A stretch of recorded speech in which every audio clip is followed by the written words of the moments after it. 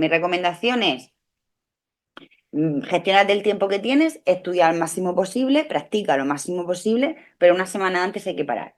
Una semana antes uno ya empieza a echar el freno, empieza a repasar aquellas cosas que se le suelen olvidar, empieza a repasar las cosas que más suelen preguntar, empiezas a hacer solamente test y repasas cosas puntuales o, como mucho, hasta el día de antes, si el examen es sábado, viernes, ahí ya que descansar. Ese viernes que no lo tomamos como el día de pensar como el día delante de las elecciones no es el día de reflexión, vale, pues ese día de reflexión tiene que ser el viernes, ¿no?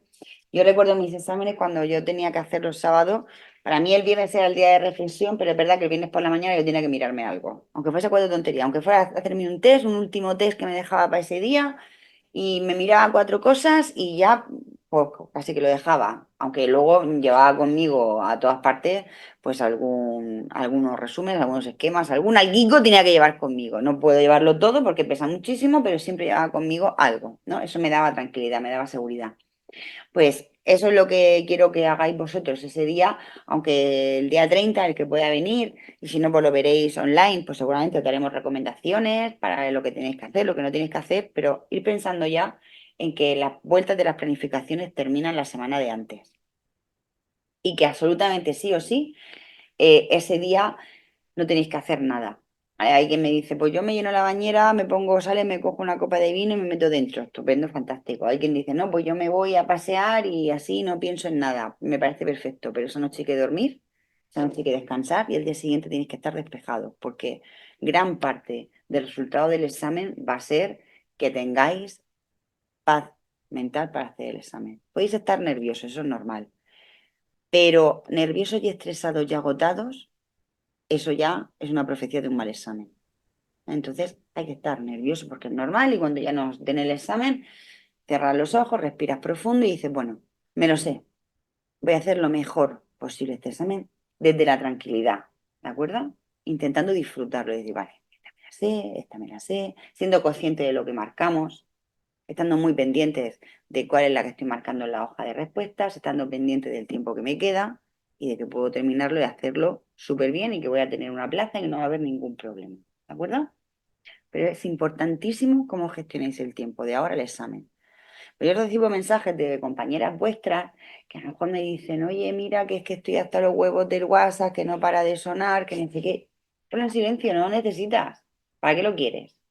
Siléncialo. Ahí cada uno tenéis que gestionaros ahora vuestros momentos. Y hay gente que necesita hablar todo el rato para desahogar nervios y hay gente que necesita tener paz para estudiar.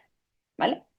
Entonces, en cualquiera de los dos casos, vamos a estar aquí todo el rato apoyando y estando con vosotros, pero eso sí, tener un plan de acción. Y parte de ese plan de acción es sentarte durante 5 minutos a pensar, vale, me queda un mes. En este mes, ¿qué necesito mirarme bien? Pues lo que necesites mirarte bien, porque no te lo sepas bien, ahora, ponlo ahora al principio, porque la última semana, lo que estábamos comentando, la última semana, inhábil, como decía por aquí, inhábil a todos los efectos.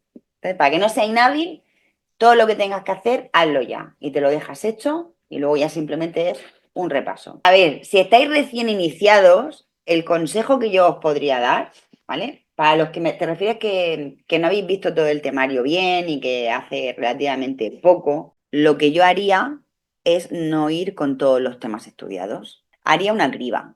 Si realmente yo no puedo enfrentarme a ese examen con toda la materia como lo llevan el resto de mis compañeros, entonces voy a hacer un cribado y entonces voy a ver cuáles son las materias que más se preguntan, dónde está el mayor peso de las preguntas de la materia, ¿no? Entonces diría, bueno, pues Constitución me la tengo que saber porque suelen preguntar. Bien, procedimiento administrativo, la 39 mínimo me la tengo que saber bien porque me preguntan. Y me paso un poco al contencioso. No tienes que saber todo el contencioso. Realmente del contencioso, con que te pregunte, o sea, con que sepas cuáles son los juzgados a los que se remite cada una de las demandas, es decir, quién tiene la competencia, ¿vale? Según el caso en concreto, los plazos y poco más, con eso más que suficiente, no se pide mucho más del contencioso. Me estudiaría, eso sí, personal, porque tiene mucho peso, incluso en la primera parte un poquito menos, pero luego al final están haciendo que tenga más peso en los supuestos. De hecho, el año pasado se aprobaba si tenías bien personal, ¿vale? Entonces yo me llevaría personal muy bien del 1 al 8. El 9, si me sale un par de preguntas, una pregunta, dos preguntas del 9, si es que me salen, yo lo pasaría por alto, ¿vale? Pero del 1 al 8 lo llevaría muy bien. Entonces, eso también, porque con eso te va a servir para responder los supuestos. Y financiera, sobre todo el tema 1, el 1, el 2, el 3, del 4, las cuatro pinceladas que hemos visto, y una cosa más que sabría sería el tema de los anticipos de caja fija, ¿vale? Y los pagos a justificar. Eso lo llevaría también bordado. De la ley de contratos también me miraría bastantes cosas. No toda la ley es muy amplia, habéis visto y sabéis muchas cosas de la ley, pero realmente lo que se suele preguntar es el tipo de contrato, los umbrales, si es un SARA. Entonces, esos son 3 folios que te puedes poner lo más importante y eso también lo llevaría perfilado. Y luego así alguna otra ley, por ejemplo, bueno, la ley de subvenciones, llevarla bien no es muy complicado, porque al final lo que te pregunta es poco menos que la definición y 4 plazos que puedan haber a lo largo de la ley. 4 plazos que es cuánto tardamos en resolver un procedimiento de concesión de concurrencia competitiva. ¿Cuál es el plazo? 6 meses. Otro plazo que te pueden preguntar de subvenciones es cuánto tardamos en resolver el procedimiento del reintegro. Duplica el tiempo. ¿Cuánto es? 12 meses, ¿no? Por aquí.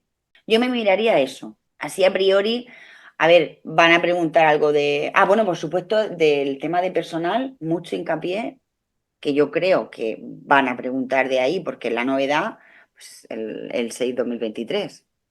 ¿Vale? Ese Real Decreto hay que llevarlo bastante bien. Entonces, me cogería literalmente, en lugar de ir intercalándolo y demás, porque a los nuevos grupos ya se lo tengo intercalado todo dentro y tal, pero vosotros no. Entonces, yo cogería lo que es el anexo que yo os di, que está toda la novedad, y diría, vale, pues esto me lo sé.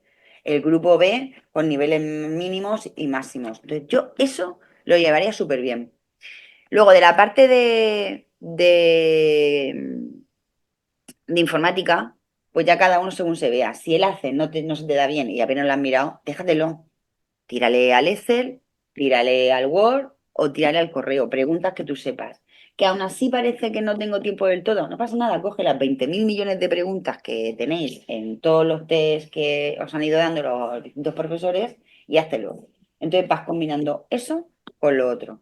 Si intentas con poco tiempo tirarle al máximo a todo, no vas a llegar a nada, porque el que mucho abarca, poco aprieta. Entonces, eso es lo que yo haría en tu lugar. Y eso sí, tuviendo hijos y demás, yo los encalomaría los últimos 20 días a los hijos con mis padres, con el marido, con quien sea. Me iba a casa de... Porque aquí hay gente que lo ha hecho, ¿eh? Aquí hay gente que ha dejado a los hijos con el marido en su casa y se ha ido a casa de los padres, se ha enterrado en una habitación los últimos 10, 15 o 20 días y has dicho, no salgo ni al baño.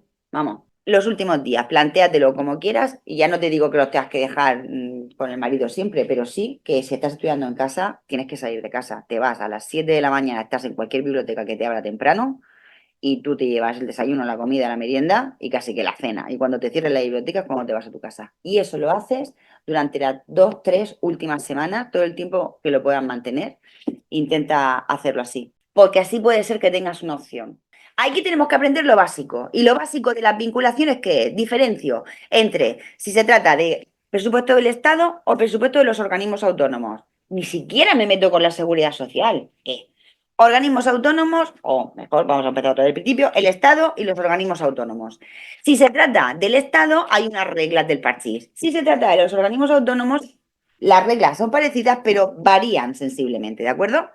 ¿Qué pasa cuando son los presupuestos del Estado? Que normalmente, ¿vale? Los presupuestos te dejan una cierta libertad. Normalmente los capítulos se vinculan a nivel de concepto. Eso significa 3 dígitos. Por debajo de los 3 dígitos podemos hacer y deshacer, ¿vale? Más o menos con soltura. Menos el capítulo 1, 2 y 6. En el Estado, el 1 y el 2, artículo. El 6, a capítulo. Y luego tenemos las excepciones.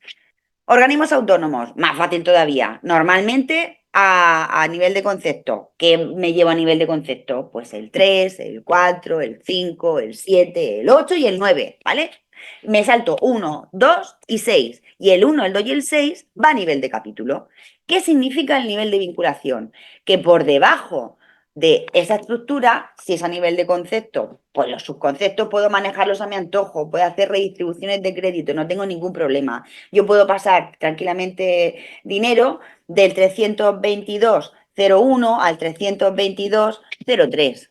¿Por qué? Porque estoy dentro del mismo subconcepto, que es el 322. Ahí es donde me han puesto el límite.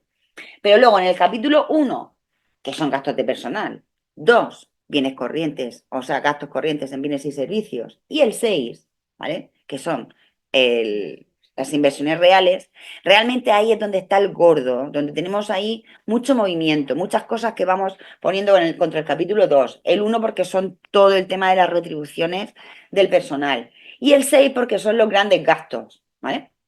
Entonces, en esos es donde tenemos las pequeñas variaciones. Y entonces, si estamos en el estado, el 1 y el 2 nos sube un poquito más el techo. En lugar de tenerlo aquí, ¿vale? El subconcepto está aquí, el concepto está aquí, artículo un poco más arriba y capítulo un poco más arriba, pues en el capítulo 1 y en el 2 del estado, el techo, en lugar de tenerlo aquí, ¿vale? En el concepto nos lo suben un poquito más, ¿vale? Pues entonces te pongo el techo en el artículo. Y por debajo del artículo te dejo que vayas reorganizando los créditos según tú vayas necesitando. En realidad, si tú manejas 4 cosas de financiera, tú tienes financiera aprobado. O sea, todo lo que te puedan preguntar de financiera se puede resolver súper fácil, se resuelve con 4 cosas.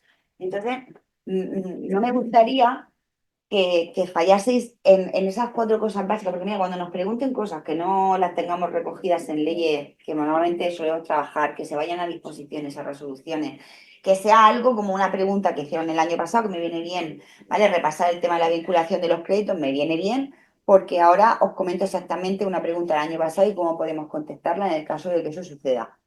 Pero me gustaría que se quedase claro, ¿no? Entonces, sabéis que dentro de la clasificación económica no me importa explicarlo cuantas veces necesitéis, pero eso sí, cuando os pregunten en el examen, ¿vale? Supongo que será ya casi en la parte final, que será en el supuesto, por favor, tened mucho cuidado cuando leáis el texto que os van a poner delante de cada supuesto, tener mucho cuidado para saber si estamos hablando del organismo, o sea, de un organismo autónomo o estamos hablando del Estado, ¿vale? Por si nos preguntan por el tema de la vinculación de los créditos. Y recordar siempre, ¿vale? Que con carácter general me van a vincular a nivel de concepto, ¿vale? Salvo el capítulo 1 y el capítulo 2 que vincula a nivel de artículo y el capítulo 6 que vincula a nivel de capítulo. Eso será en el Estado. En los organismos autónomos, ¿vale? Como hemos dicho, a nivel general, a nivel de concepto, a nivel de 3 dígitos, el capítulo 1, el capítulo 2 y el capítulo 6 lo hacen todo a nivel de capítulo. Eso va a significar, por ejemplo, que si yo estoy dentro del capítulo 2 y yo quiero pasar créditos del concepto 220 al concepto 230, ¿será posible hacerlo a través de una reorganización de crédito? No, no se va a poder hacer si yo estoy hablando del Estado porque la vinculación del capítulo 2 se hace a nivel de artículo. Entonces, para que yo poder pasar dinero de uno a otro, tiene que ser dentro del mismo artículo. En este caso, tenemos el artículo 22 y el artículo 23. Por lo tanto, aquí no puedo hacer una reorganización de crédito. Si yo necesito hacer esto, yo voy a tener que recurrir a una modificación presupuestaria.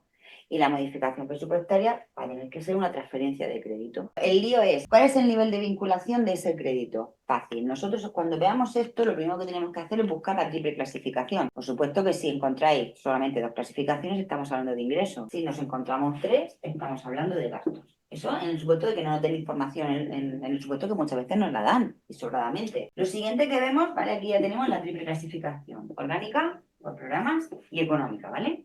Sí, Dentro de la clasificación orgánica va a ser muy importante si estamos hablando de un organismo, Estado o de un organismo autónomo. Si aquí encontramos 3 dígitos, estamos hablando de un sí, organismo. organismo autónomo. Por lo tanto, cuando yo vaya a ver el nivel de vinculación, me tengo que saber esto, ¿vale? Si es el Estado o es un organismo autónomo, para poder aplicar o esto o esto. Vale, aquí nos están preguntando por el capítulo 1. Vale, pues el capítulo 1 no va a ser del Estado porque tiene 3 dígitos, es un organismo autónomo, me vengo. El capítulo 1, la vinculación es a nivel de capítulo. Independientemente de que aquí me pongan hasta nivel de subconcepto. Eso es perfecto. Imagínate que esto fuese así. En este caso no sería un organismo autónomo, sería el Estado, y en el Estado, ¿cómo va el capítulo 1? A nivel de artículo. De primero separamos, vamos a ver de la aplicación presupuestaria que nos están diciendo, vamos a ver exactamente, ya dentro de la misma aplicación nos pueden hacer infinidad, bueno, infinidad tampoco, pero unas cuantas preguntas sí, ¿no? Pero que son sencillas en realidad todas las preguntas. Es cuestión de tenerlo claro. Tú, cuando te estén preguntando, mira exactamente si son gastos, si son ingresos, si a qué capítulo corresponde. No te dejes llevar por toda la rastra de números que te ponemos y los infinitos nombres, directamente aquí. Entonces, cuando te pregunten si yo puedo pasar dinero de aquí a aquí, lo primero que tienes que hacer es saber dónde estoy. Estado, ¿vale? Bien. Y quieren pasar dinero desde el artículo 15 al artículo 13. En el Estado, ¿vale? ¿Cuál es la vinculación de los créditos en el Estado dentro del capítulo 1? A nivel de artículo. ¿Puedo pasar de un artículo a otro? No, porque el artículo es el techo. De ahí no puedes salir. Es decir, yo no puedo sacar dinero del 15 para pasarlo al 13. Podría por debajo de artículo, pero sin cambiar del artículo, pero siempre manteniéndome dentro del mismo artículo, porque ese es el nivel de vinculación que le han puesto, ¿vale? Salvo excepciones, siempre nos vamos a guiar por estas normas generales, por estas reglas generales.